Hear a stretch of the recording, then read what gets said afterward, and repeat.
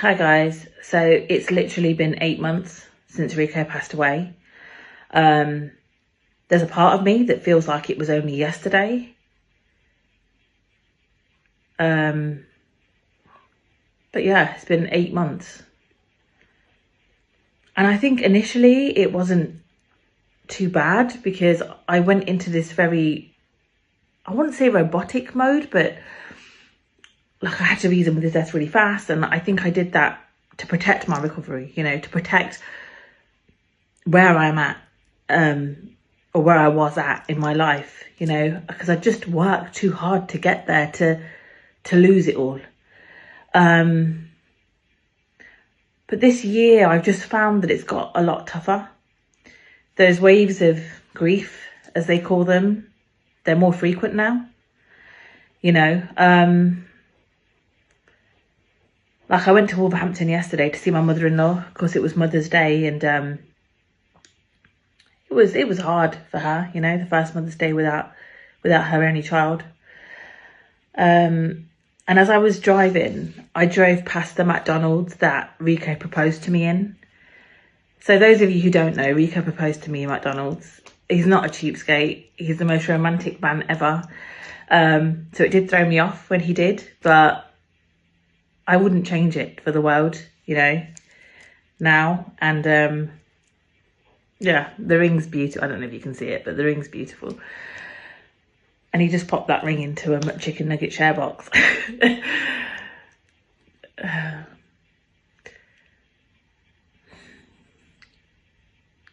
But I think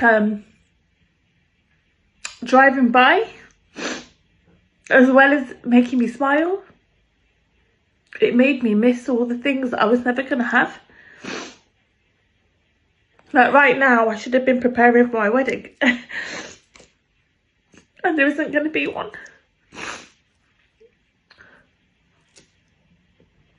And I feel like I've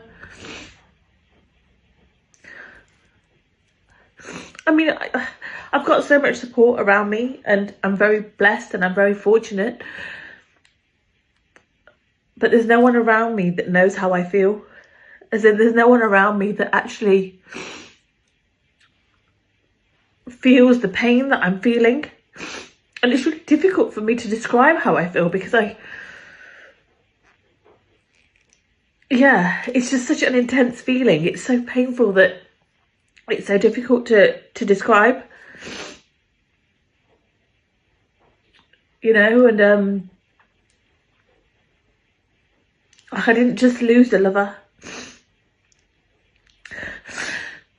I lost my best friend, and it's really hard.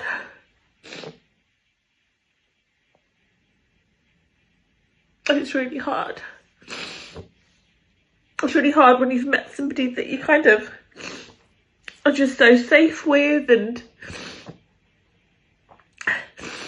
that you feel so comfortable just giving your whole self to. And then that person goes away, especially when you met them so late in life after everything, Sorry, I wasn't expecting to cry like this. But I guess the whole aim of this video was to say that I've decided to get therapy again. I haven't had therapy since I left rehab. I guess I've not needed to, since I left rehab, my life's been an upward trajectory, as I've said multiple times. But I feel like it's time, because like I said, I can feel the waves of grief becoming more frequent, and I can feel, well, I guess I'm feeling what I haven't been feeling, or the numbness has gone now. But I don't want to decline. I don't want to decline. I've worked too hard to get here. I'm a mother. So having the knowledge that I have, I need to take a proactive step. I need to ensure that I put things in place so that I don't decline. Because,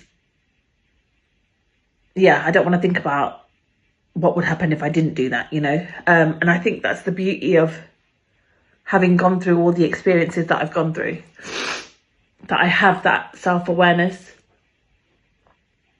And so I'm going to be starting bereavement counselling next month, you know, and I wanted to share that because I wanted to let people know that you can still be walking a path of success alongside still getting therapy and having a part of you that's struggling.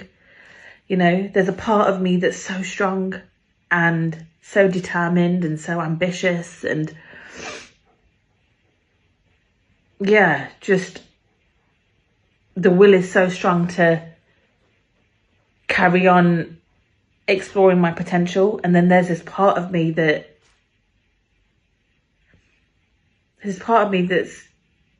so broken, you know?